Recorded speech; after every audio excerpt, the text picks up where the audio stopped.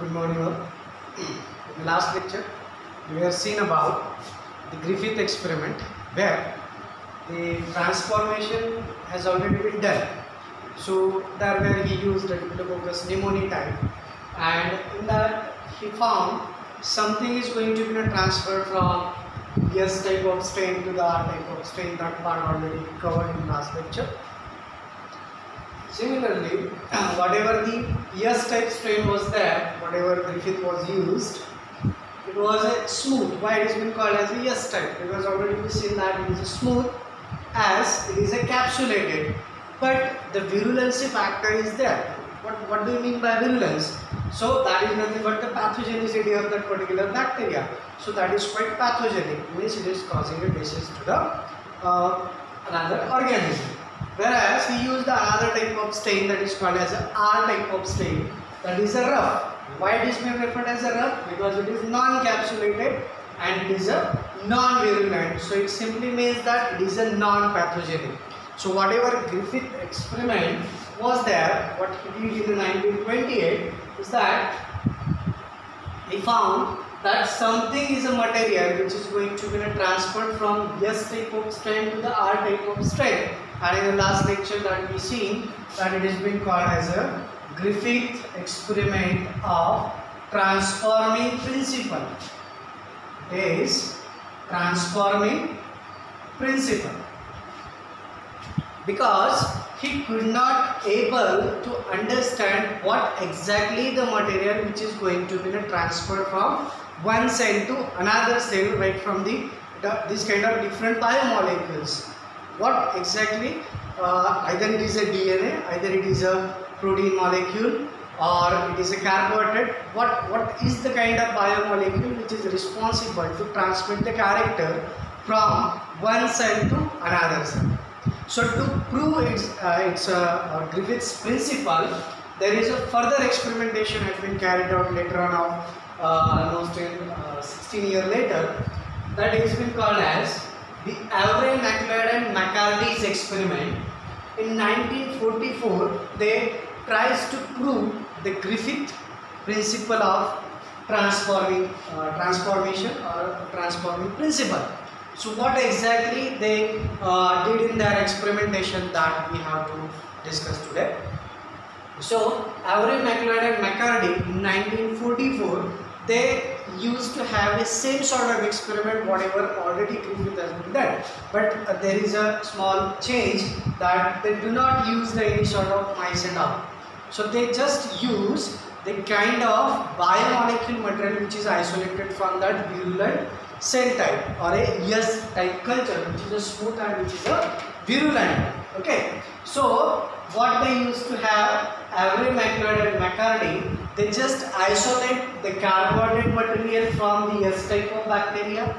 In same way, they isolated the protein from the S type bacteria independently, and similarly they used to isolate the DNA material, that is been called deoxyribonucleic acid, from that S type bacteria, and that is going to be used to infect for the living R type of strain, and then they are able to found it that in what kind of culture that R type is converted to the S type. So this is a little bit change that they did in their experimentation, that to prove that particular transforming principle.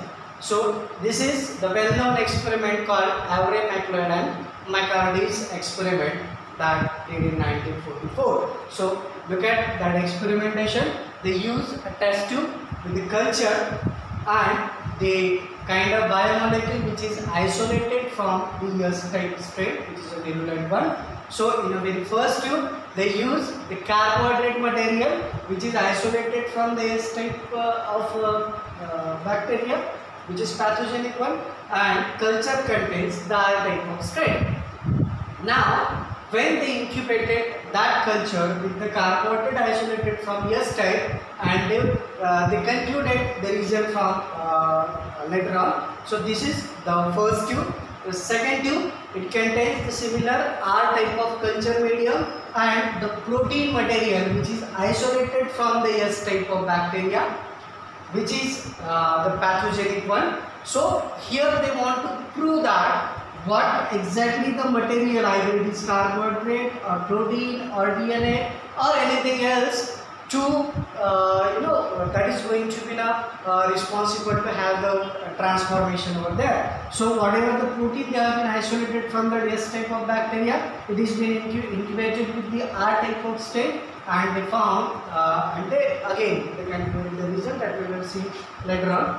Then DNA of a S type of bacteria independently it has been isolated. That DNA material is incubated with the R type of state. Culture containing the R type of state, but whenever they concluding the research, they found that there is the presence of a S type of bacteria. So you might able to understand that now if that culture do not contain the S type of bacteria, how that S type bacteria will be present in that particular medium. So it's only because of the material which is used or isolated from the S type of state is going to be transferred to the R type of state and able to convert that non-virulent R type of state to the virulent type of S type of state of Mucormycosis pneumoniae. So not only they could not able to stop over there, but still they are going to prove that particular thing by using the deoxyribose nuclease enzyme. When they in another tube they use isolated DNA from S type of state, and the same DNA molecule has also been incubated with the nuclease enzyme. So deoxyribose nuclease, what is the functional ability of the deoxyribose nuclease? It is able to kill that particular DNA molecule. Nuclease is the fragmentation ability or breaking of that DNA molecule. Nuclease. So deoxyribose nuclease is specifically affecting on the DNA material. So what they did, they used the mixture of DNA with the deoxyribose nuclease. Then what that nuclease do? It will breaking up that DNA molecule in a little bit fragment. Now DNA is not the intact molecule, so it could not able to infect. So your culture medium is not going to be a transfer from R type to S type. It means that DNA is not going to infect the R type of strain and R type present as it is. So it could not able to transform in a S type, which is going to happen during the only DNA utilization of S type. So here they tries to prove that the Griffith transforming principle that what exactly the material is. It is carbohydrate, it is protein molecule, or it is a DNA molecule. So from that experiment they have been concluded that is the DNA material or nucleic acid material which is going to be a transfer from one cell to another cell, and that is responsible to convert that R type strain into the virulent S type of strain. So that is actually the proof made for this Griffith transforming principle or Griffith's experiments transforming principle, and this is a very well known experiment called Avery-McLaren-McCarty's experiment that did in 1944. But whatever the fraternities or scientists present during those days, they did not able to convinced with this experimentation.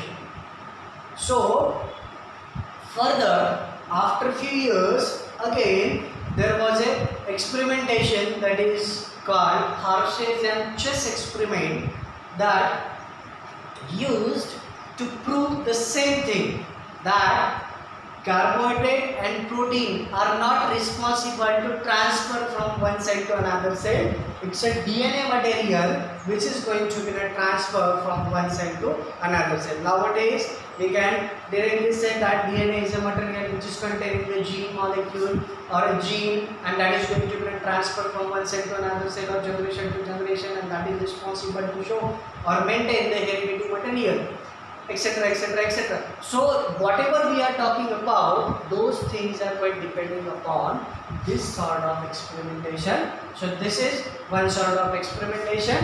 It's a part of your syllabus called Avery-McLaren-McCarty's experiment, in which they tries to prove this transforming principle of graphene. In the next lecture, we will see about the Harshade and chess experiment. Till today, we will stop.